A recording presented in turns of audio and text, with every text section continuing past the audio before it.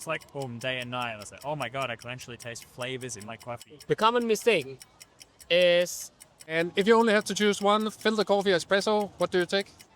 don't trust anything before you try it. White. Okay. Do you need explanation or no? No. Today we have something slightly unusual on the channel.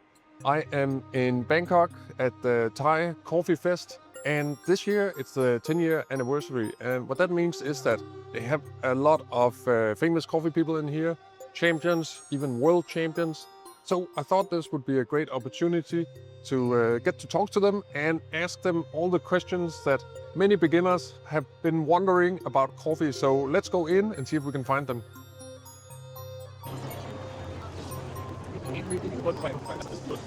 Do you have any suggestions for beginners who are just getting into coffee, want to take specialty coffee more seriously, and not invest a lot of money? Any brewing methods that they should get into at home? Yeah, right now, the first advice is to just write everything down, what you're doing when you brew a coffee, Yeah. like all the details, because if you do that, they can get better the next time. As brewing wise, I'm a big fan of like flat bottom drippers, Yeah. because for myself, they give you more sweetness and more clarity. So you say flat bottom dripper, so it's kind of a pour over you would recommend people get into if they want to brew coffee at home? Yeah, exactly. So it's also more affordable actually from the price, you know? Yeah. So if you buy one really good bag, you can brew a lot of coffees out there. Yeah. And it's a lot of fun to brew because, you get a higher amount out of it and you can always do little adjustments for filter coffee. Yeah. So that's my favorite to go to, yeah. What's the best way to store coffee at home? Oh. Yeah, In the bag. in the bag. No jars. No, just monetary wise, no jar. Yeah. Yeah, you don't need extras. Okay. Yeah, bag is fine if you're gonna finish within 2, 3, even 3 months for a roaster. Yeah. Use a bag, but you can keep it as like a room temperature, not too hot, not too cold. Actually, it's really simple. If you buy coffee from a roastery, it comes with a sealed bag, right? That you can reseal the coffee bag. You don't need to like buy a really specific jar, insulated jar. So for me, I would probably get sort of smallish bags, like Yeah. this size, 100, 200 gram bags. Yeah, definitely in a bag. For myself, if they can tip it, close it, and Yeah. if there's a ventil on it, so that it can degas. So what do you think is the best way for beginners to get into brewing coffee at home if they don't want some really expensive equipment? Yes. So there's a lot of equipment out there, right? And the hardest decisions for some of the home brewers when they want to get started is which dripper should I go first? Yeah. Should I buy first? And actually, I recommend this, which is kind of out of usual recommendation. Go with the one with the prettiest one that you want. Okay. The reason is that when you get into a new hobby, you want to enjoy yourself. You want to get something, start your morning with something that you like, even if it's visually. It make you want to brew coffee more. Yeah. Okay. And once you start brewing coffee, then you start learning about coffee. But that's step of Yeah. getting yourself to brew more coffee at home. Getting the one that prettiest to you is one of the key, in my Okay. opinion. Pretty is a good strategy to start with. Do you have any personal favorites when it comes to good-looking brewers Yes. that perform well for a beginner? Yeah, I actually think origami can be a good one because then when you start, it's pretty, but also perform well as in you can use the cone and the flatbed, and then you can use the same recipe and use two different paper and see the difference of the cone and the flatbed without having to buy more. Yeah. So that would be one thing. If you only have to choose one, filter coffee, espresso, what do you take? Filter coffee, definitely, yes. That's an easy one for me. Okay. Normally filter, especially at home. If I go to a shop that I know has good espresso, then I've got no problems getting espresso or espresso based. What do you like? Coffee. You like filter coffee? Yeah. Yeah. Okay. What do you make? Filter. No doubt. Filter coffee. Filter. Okay. That's clear. And you know about this coffee called the Kopi Luwak. Do you think it's yes or no? No. No. Okay. I personally am not a fan of it.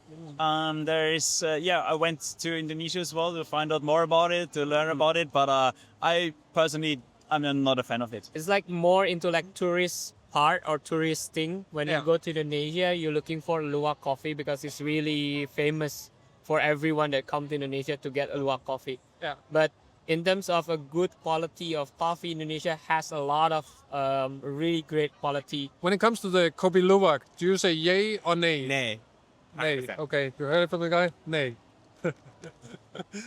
Should people subscribe to the Coffee Chronicler channel? Yay or nay? 150% yay. You heard it here.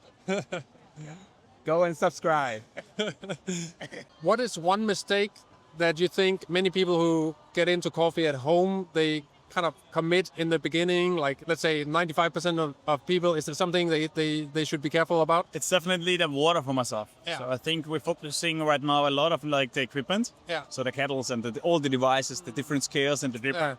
Yeah. Yes, but I think it's the water that we should keep more in our head and should be the focus. Yeah. Because the water is like, so important for our brewers. Yeah. So we need to play around quite more with the water and be more precise with the water. And therefore, we definitely need, like every one of us should learn more about it. What's one mistake that most people tend to commit when they first start getting into brewing coffee at home? Is there anything you would maybe suggest they could do differently? I think when you just get into it, I think people focus a little bit too much on trying to break down recipes a lot. Yeah. Instead of just finding a recipe that works for them in their setup and then changing sort of just one variable at a time. Quite often you might hear people complain their coffee is either too sour or too bitter. And normally, or almost every single time, that's because its grind setting is too coarse or too fine. Or they're using way too much water. Find the ratio, the grind size, the recipe, the temperature, all that stuff that just works for you. Yeah. And then just play around with just one variable at a time. For me, using a 1 to 16.6 ratio almost always results in a bitter coffee. And they say that's the golden ratio, but this is something that's kind of not too applicable for pour-over coffees. I think it's not totally rare, but it's less often that I use such an amount of water. I would rather use a little bit less. So what ratio would you go for? 1 to 15, 1 to 16, somewhere between there for almost all of my rules. The common mistake is doesn't know about the particle distribution, which is the grind size. Yeah. So they always think that using the same grind size, so they will stick only with the number that always you get used to with the grind size. But when they change the grinder, they kind of confused with what they need to change into the brewing. Yeah. So when you know the grind size, it will easier for you to change the recipe or other parameters in brewing. Usually I will stick with the same recipe, but then if I experience the coffee is that not really maximum in terms of the flavors, I will analyze, is it too intense or is it too weak? So after the analysis, I will change the grind size, but the recipe, I'll keep the same. What's one mistake that almost everybody makes when they're beginning brewing coffee at home? Take it a bit more seriously. Do you have any like special things that they should be a little bit careful about? Yes, they believe that there's the best way to brew coffee. Yeah. There's no best way to brew coffee. No best way. No best way to brew coffee. The only best way is are you liking the coffee? Yeah. Yeah. So when they're too in depth, they're always like, what's the best way to brew this coffee? Yeah.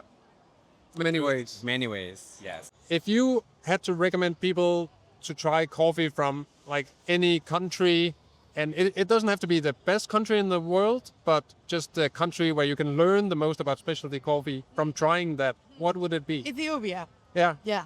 Yeah. Because my first specialty coffee is Ethiopia. The smell, the taste is totally different. Yeah. Yeah. But you can use the not too high price, but can get a better flavor of the coffee. And what kind of flavors can people expect from Ethiopian coffee, do you think? Oh, like a traditional wash, Ethiopia is really, really elegant and brings out a lot of floral notes, like citrus notes. Definitely Panama is one of the best countries. It's not about just the most expensive coffees. It's also like the middle range coffees there.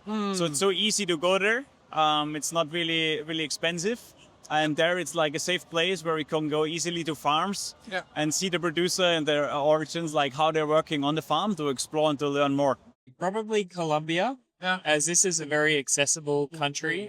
This origin has a wide range of quality and flavor profiles. You can get stuff that's very clean, traditionally washed. That's a good price. Yeah. Or you can get stuff that's heavily fermented. You can get geishas. You can get other unique exotic varieties. There's so many types of, coffee profiles that you can get by Colombia. You think Colombia is a better place if you want to have good value for money, and Panama is more? I for think the Colombia high-end? can be more fun. Yeah. There's a lot of processing. So the current trend, I would say right now, is exploring a lot of processing methods. Yeah. And when you go to Colombia, you get to explore a lot of the current trend of how it's going up. And I don't know if there's going to be any difference later on. Yeah. But currently, the processing trend is Colombia, I would say. This is not a biased answer because I'm from Indonesia, but I will pick Indonesian coffee to be your coffee for you to learn about manual brew. Because, like I said, Indonesia has a lot of origin. I mean, different region in Indonesia will give you different experience in terms of the coffee characteristics. Yeah. You can get a different type of characters from Sumatra coffee. You can get different characters from West Java, East Java, Bali, until Papua. So Indonesia in one country, Yeah. you can get a lot of different characters. And would you say paper filter, white or brown? Is there any preference here? White, Okay. because of the taste, Yeah. what you get out of the paper. Yeah. And how does brown paper taste? In my case, with the brown filter I had was more papery Yeah. and quite dry. White or brown? White. Okay. Do you need explanation or no? No. Oxygen bleach is different than bleach. Okay. So you say white is not unhealthy? No. No. I think it's fine. Yeah. Okay. I think it depends on the coffee that you use because back then also I found out that the brown paper filter works really well with my competition coffee. It happens constantly when I doesn't have any white paper filter and then I practice with brown. Suddenly the coffee tastes really good. Okay. So I ended up using the brown paper filter. Wow. So I think brown paper filter is kind of like underrated paper filter because people always skeptical with the paper. Yeah. But don't trust anything before you try it. Yeah, that's a good advice. Try it yourself, see what you think. Yeah. So there's a lot of talk about water in the coffee community, and some people might think it's a little bit overrated. What is your opinion on this? Can you brew good coffee with any kind of random tap water, or should you be a little bit more picky? Definitely got to be a little more picky than that. I remember when I first started in my journey, one of the first times I actually switched from tap water to filtered water. Yeah. It was boom, day and night. I was like, oh my God, I can actually taste flavors in my coffee. And this was just because of the water I was using. Yeah. So tap water, not really a good choice. Getting some filtered filtered water from your local cafe they use for their coffee. Yeah. Going in and asking them just to fill up a liter and see how it goes for you. That can be a really good way to test the difference. Yeah. And then otherwise buying a cheap filter or getting demineralized water and remineralizing it. Usually I really like the water not above 70 or 80. Yeah. So I really like around maybe below 80. And somehow I use the 20 ppm as well. Okay. Wow. Yes. That's very Very soft. soft, yeah. So you would say that's actually okay to brew with 20 ppm Yes. water. Yeah. Yes. Because for my competition as well, Yeah. I use water with the TDS of 50 ppm. And do you have a kind of like a Goldilocks zone when it comes to stuff like TDS? Anything you would recommend? Yeah, maybe between 60 and 120. That's where almost all of my brews are in ppm measured from a stick. It doesn't tell you a lot though, because that's also not including the bicarbonate count versus general hardness. Yeah. So it gets pretty complex really quickly. Yeah. I would say that if you find some good filtered water, that goes most of the way. And do you have a recommended range of TDS you think is good? I love between 50 and 100. Yeah. And my favorite is around 75. Yeah, solid suggestion. Yeah. Okay. Thank you so much, Bly, for joining. The channel. Okay. Don't forget to subscribe. Let's go. Yeah, that's true. Yeah.